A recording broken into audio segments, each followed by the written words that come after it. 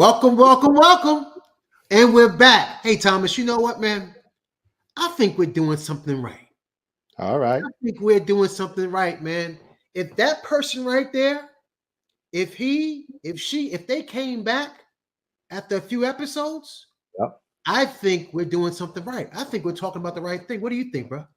Now, I think we got a great connection here. We're putting some good information out there, and people are starting to resonate with the information we're putting out there. So I think we're doing something right. I I have to think we're agree doing with you. something right. I think we're doing something right. I think we're talking about something that people want to hear, people want to think about, people want to further investigate. Some people don't even agree with us, but that's okay. Yeah. That's okay. Right back, engage us, help us learn, help us think, help us navigate through this complex issue called justice involved care, which we'll dive down further into later on into this episode. But again, my name is Dr. Lawrence Henry, and I'm the proud owner, or proud executive director, excuse me, of A Bridge to Light, where we focus on disrupting the school to prison pipeline and further enabling the reentry of formerly incarcerated persons. And I'm joined with my brother, my friend, Thomas Cotton. And as Dr. Lawrence said, I'm Thomas Cotton. I'm the founder and CEO of Redemption and Advancement Alliance. And our mission is to disrupt the cycles of incarceration. And he said something pretty important a moment ago. Make sure you engage with us. If there's topics or you want to go deeper into the topics that we're talking about, give us some feedback. Let us know, because we're here to really discuss these topics so we can all grow together.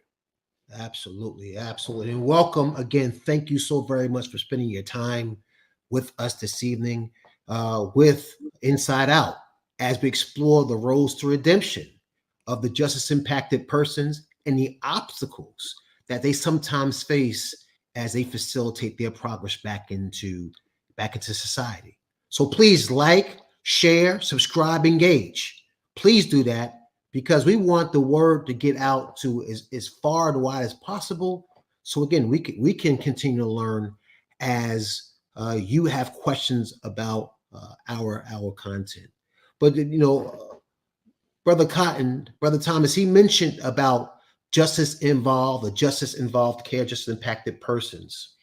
And early on, in the earlier episode, like episode 1, we spoke about, well, what is a justice impacted person? What is a justice involved person? Mhm. And it's anyone that's convicted or not convicted, that have served time or has got a parking ticket, that's been involved with the criminal justice system or the justice system in any way. But Thomas Cotton mentioned a very, very particular aspect of justice involved, the justice impacted person. It goes beyond the actual person who was involved in that situation. They had to stand before the system. It goes to the family. It goes to the children. And Thomas, can you take us further in that? Because you spoke to that earlier on, sir. Yeah, when we think about the justice impacted person, there's the system that we all see people getting incarcerated, and it impacts more than just the person who's arrested at that moment. That's right. It impacts their family, their children, the people who love and care for them. Imagine having a person that's in your life that you care for, you depend on, or you love seeing and interacting with on a regular basis. And all of a sudden that person is just taken out of your life. And now you have no access to them. You have no way of knowing how they're doing on a daily basis. That impacts a person. That's the traumatic event for some people. And so that's a justice impacted person right there. And we're not talking about what the person did to get incarcerated or arrested or anything like that. We're not addressing that right here.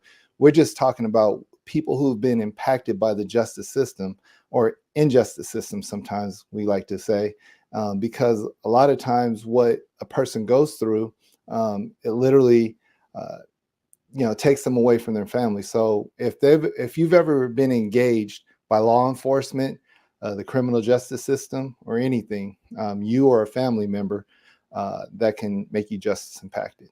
That's good. That's good, Thomas. And I appreciate the further amplification of the justice impacted, justice involved person. And now, how do we speak into tonight's show? How do we speak to closing the gap? Right. How do we speak to the closing the gap from the initial in processing or initial entry into a confinement facility or detention facility, and from that initial entry to their reentry and or their progression into society. Is Right. it realistic? Is it realistic, Thomas? That's a good question. I mean, when you start talking about the gap starts even before you're arrested or faced with even criminal charges. A lot of times, the gap starts with the environment that you're in, the Mm. environmental challenges, the determinants of health that you have to face. And so, a lot of times, that gap, there's a lot of weight behind that gap. There's financial things that go behind, there's political, there's environmental, there's so many different things behind that gap. So when we ask the question, is closing the gap realistic? I don't think through the systems that we currently have that the closing the gap is realistic. In my mind, I think we need to create new systems, new cycles that people can involve themselves with, learn new things, and instead of trying to fix the old systems that have shown for decades, if not centuries, that they don't work. And so that is a hard task in itself, to be able to create new systems. That's like taking the NFL and saying, I'm going to start a brand new football league, and it's going to be bigger than the NFL. It's going to be more impactful, and it's going to be fair to people. Well, many have tried to start a new football league, and even now there's a new football league out, but all of them have failed when it comes to the talent that's in the NFL. And so a lot of times the resources that we're looking for to close these gaps are being fed into this old system, which it doesn't make sense on how to close the gaps that we know through research, through different studies. We know these gaps exist, but it doesn't seem like anyone wants to put the true resources to make things equitable for the people that are impacted by that gap. Powerful, powerful, brother. You know, when looking at those gaps, when looking at those seams, we have to look at mental, emotional, physical, social, occupational, financial, intellectual, environmental. All of these, and that's just a few of the aspects or variables that one person out of tens of thousands of people that we have to that has to be dealt with when attempting to close the gap. Mm-hmm. So how do we close the gap? How do we facilitate the tailoring of unique programs to Mm-hmm. further enable this issue, and now that becomes, as you and I have conversations before, it becomes a wicked problem. Yep. It becomes a problem where it has no answer. It has no answer. It just gets good enough, good enough, good enough, because everybody is an island, and we've spoken about this before in previous episodes. Yep. So trying to, tailor um, particular treatments or therapies and so forth to enable the closure of the gap is sometimes it turns into a wicked problem. And at times, the governing bodies say, you know what, one-stop shop.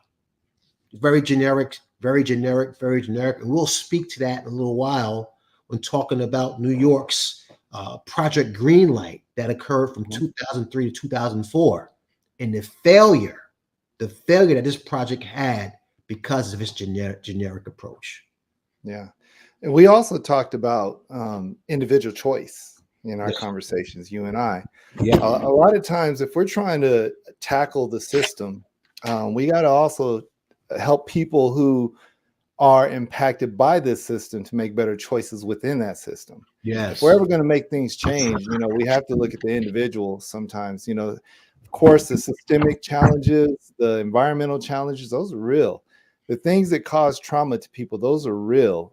You can't tell somebody that has all these experiences that your experiences aren't real. And a lot of times our society tries to make people feel insecure about their experiences. Like you need to pull yourself up by your bootstraps. Well, I ain't got boots in the first place, so I don't got bootstraps. And so people make it seem like if you're inadequate in any way, that you can't seek out the help that you need. But a lot of times the traumas and the experiences that people have, they cause bad decision making. If you're ever frustrated, you ever been frustrated and angry before and made a decision and be like, dang, that was a stupid decision. Right. Everybody's probably done something like that. So we got to start helping the person impacted by these situations make better decisions, on top of trying to figure out ways that they can deal with the systemic issues they deal with that you brought up, the transportation, the environmental, the jobs, all these other things. But the individual also has to hold some accountability to that. Well, Thomas, far too often, and no disrespect to anyone or anything, anyone on this podcast, but far too often we have white men trying to solve the problems of Black women. Yeah. Without understanding the experience of the Black woman. And that's the problem that I see sometimes when we have those who have attended culturally competent courses, and they've got their certification. I'm culturally competent in all cultures and in races, and they know better. And they know better. Now they know better than the actual person in which we're trying to assist. Yeah. I prefer the culturally intelligent person who has a degree of humility, who asks culturally curious questions to further drill down into and get beyond the sympathetic piece and get to the empathetic aspect of helping. And with that, to get beyond white men solving Black women's problems, and I'm talking to, cohort one's, research expert, research award winner of Morehouse School of Medicine's MAGIC program, Mr. Thomas Cotton, who's very familiar with community-based participatory research. We can't go in with our book knowledge. We can't even go in with our experiences. Thomas Cotton has a very unique and beautiful experience, which he brings a unique perspective to this podcast. I have a very unique perspective, which I bring to the podcast. However, the community that we serve, they need to be sitting right next to us so they could tell us what are some of the possibilities to solve their problems. Right. What is realistic and what is sustainable. Thomas. Yeah, my friend Laji Ruffin, I'm gonna give him a shout out right here. He's an influencer, great guy, really good friend of mine. And he often says this. He says the person that's closest to the solution is also closest to the problem. And so when we start looking at the solutions that we're looking to provide to a group of people, we have to start looking at that group of people and listening, because in the midst of a lot of the complaints that are going to come out, in the midst of a lot of the frustrations that are going to be shared, there are a lot of solutions that can be shared. And so when we talk about white men solving Black women problems, that's just an example of what we find in our society, is that people who are not closest to the problem are trying to solve the problem. And the solutions they're coming up with do not work for the individuals because they're using their own worldview for that specific group of people. And they're taking their worldview and they're adding to it. And they're saying, hey, if this worked for this group of people, it's going to work for these individuals. But even when we use the term white men solving Black women's problems, we know the maternal health rate or the maternal death rate, I should say, with Black women is so much higher. We look at the different rates of diabetes or heart conditions or different other things. And we can see that there's something that's off between this group of people versus this group of people, but you're still taking the solutions that we find for one group, and you're saying it fits for the other group, and it doesn't. And so we have to begin to look at that and figure out, how do we close the gaps in that situation? But one other thing, before I jump in this other thing, your paper is blocking your camera, so I can't see your face. All right. So the other thing that when we start thinking about the idea of white men solving black men problems. They can't understand how to navigate the complexities of the world that this woman is going through. So when we start looking at people who are just as impacted, and we start saying the same solution that I went through in my upbringing and how I lived, you should be able to navigate that.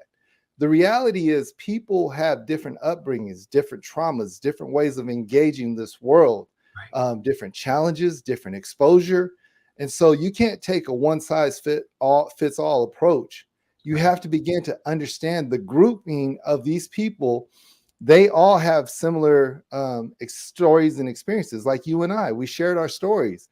We're two different people, but our redemption and what we talk about, the redemptive process, is similar. I went one way and served time one way, and you went another way and served time another way. Yes, sir. But here we are, we come back together because in the complexities of our world, there's similar foundations that we have that we can talk. But the other part that makes this so good is you and I have conversations offline that help us to understand each other's world. That way we can come here and now we can express ourselves freely, understanding that both of us are still trying to get to the same place and help others get to that place. Oh, wow. Beautifully said, brother. Beautifully said. And thank you so very much for sharing that. And, just speaking to just the no frills, one-stop shop. I mentioned this earlier as far as Project Greenlight, New York's Project Greenlight from 2003 to 2004. And what they attempted to do was to compress sometimes years of treatment, years of examinations into months. And, it was a very cost-effective approach, which possibly got the attention of lawmakers, of the political determinants of health, because it's saving money and we're doing something to facilitate reentry. But they failed to incorporate, service agencies to facilitate the bridging necessary to enable the transition from a correctional facility into living in an environment or in a community. Also, they did not use best practices or evidence-based practices. So it was very generic, no frills approach. It didn't take in consideration various times as far as learning disabilities and cultural issues. And you spoke about that. You hinted to that. So we have to be in its various other aspects of what contributed to Project Greenlight's failure. But that's just a few of the issues. You can't treat the returning citizen and say, as Thomas Cotton said about 2 episodes ago, just getting them a job or giving them money, it will fix their problems. Right. Thomas and I had a conversation a couple of days ago with respect to fiscal literacy, and then that's the big thing now. Fiscal literacy, and there's nothing wrong with fiscal literacy. Yes, we need all be aware of how money works in the greater system outside of our pocket. However, if you're socially inept and you cannot navigate the complexities of society, of everyday life, then what good is being fiscally literate if you can't navigate just simple conflicts or simple disagreements or discomforts of life? Right. So it goes well beyond fiscal literacy. How are we socially literate? How do we take a position as far as facilitate the social literacy of those returning citizens and those that are in danger to enter the school to prison pipeline? Because today, a lot of the youth do not have good coping skills when it comes to conflict and so forth. Mm-hmm. Like, subscribe, share. We got some good information coming on, and we want you all to make sure you like, subscribe, share. We appreciate all those who have already subscribed to our channel. We're going to continue to put out great content for you all. So I just wanted to drop that in before I jump into some of the things that Dr. Lawrence is talking about. We have to understand simplifying solutions is not the solution. We can't simplify the challenges that we face. And A lot of times, those who don't have an understanding of what is really going on with people who are just impacted will not ever be able to find solutions that will help meet the many challenges. Now, they'll be able to have some successes. There's plenty of programs out there that have successes, but then are they really going after changing the cycle or creating new cycles for everyone that's involved? I'll give you an example. There's a prison entrepreneur program. I'm not talking, I love what they do, but they only focus on a certain group of people, and they don't have the capacity to help a lot of people. They'll solve one issue for a type of person, and they'll miss out on a lot. And that goes for every program. And I think when it comes to all these programs, what we do is we compete with one another. I say we because I'm a part of this programs. My organization is part of these programs. Your organization is a part of these programs. Right. But if we collaborate and we begin to see how we can prepare people to better engage the solution that PEP provides, and PEP can receive them, and they have a program that's been proven, then maybe we can help people with not only their financial literacy, but their business acumen, their way of establishing something that's going to help them create generational wealth. And that'd be great. Because a lot of times when we're looking at, this situation, we ask the question, is closing the gap, is it realistic? And so we have to understand that if we're going to close this gap, there's not a simplified solution. That's right. And so we're going to talk more about solutions coming up, but we have to think about this.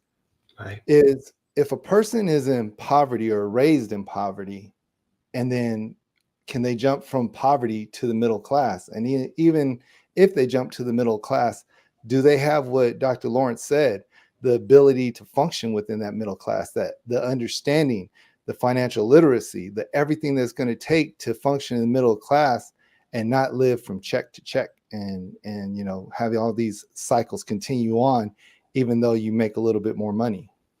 Yeah. Wow. Great, man. Great. When you were talking, it made me think about violence. When we think about violence, we just think about maybe somebody punching somebody or kicking somebody down, or something that's extreme, sexual violence and so forth. But there could be violence in policies. Mm-hmm. There could be violence to prevent a group. That's the operative term in violence, is to prevent somebody or something from doing something. And I thought about this a theory called the triangle of violence, where structural violence speaks to policies which prevent, because of one's race, because of one's age, gender, culture, you name it, because of one's unique identity. They're not afforded the same opportunity as another group would. Mm-hmm. Jim Crow, blacks had to shop over here, had to go to school in these locations and so forth. They weren't because of their identity. With a triangle of violence, structural violence is one aspect of the triangle. Then we move to another aspect, speaking to cultural violence. And based on the structural violence, the cultural violence is what are the stories we tell ourselves? What is the narrative which supports that group, which speaks to another aspect of the triangle of violence, which is the physical violence, which is very overt. So you have the policies, which is invisible. You have the narratives, the cultural violence, which with the stories we tell ourselves, which justifies the overt or visible violence in which this group, namely our returning citizens, experience. Right. There's policies, there's narratives, and there's physical violence, physical barriers, which prevent them from achieving their aspirations. They've served their time. Now they want an opportunity, like all of us, to move forward and live and get on with their lives. But to change these policies or to change these narratives speaks to something that you mentioned earlier, Thomas, a changing of the system. And if we change the system, that breaks the status quo. That threatens the current status quo for a particular town, city, state, or country. So the policymakers will rather do nothing, maintain the status quo, because anything that would facilitate a change in the system is unknown territory with respect to that political term of health or that group of people. So therefore, that triangle violence sometimes remains in place and therefore creates frustration now with those who are reentering society. And as we say, they do what they got to do. Right. And they find themselves recidivating. Yes, sir. Well, I think we have a couple things that we have to talk about on our next show, which is equity, yes, sir. And the financial status quo of incarceration. I think those are a couple things we can bring back out for our next show. Okay. All right. Well, yeah. I think maybe it's time for us to recap the show. Recap this a little bit. Just recap a little bit. You know, we spoke about just the complex nature as far as speaking to the holistic aspect that a single person, let alone a whole prison or a whole prison system, how complex that is, and that can actually be a wicked problem that will never get fixed. We spoke about the social ineptness with respect to fiscal literacy and the status quo versus transformation of systems, components, relationships, and so forth to further enable the return, a more seamless return of our returning citizens from being incarcerated. So with that, Thomas, I truly enjoyed myself today, and I pray somebody learns something and will engage us.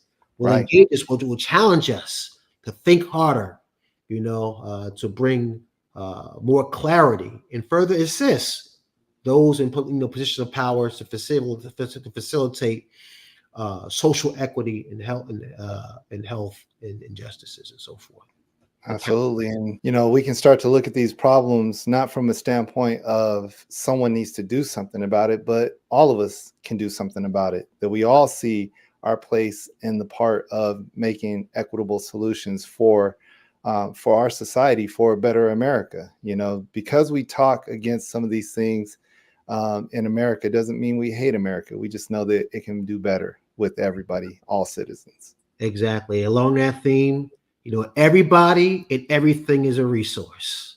It takes a network of progression to defeat a network of oppression. So how do we make the net work?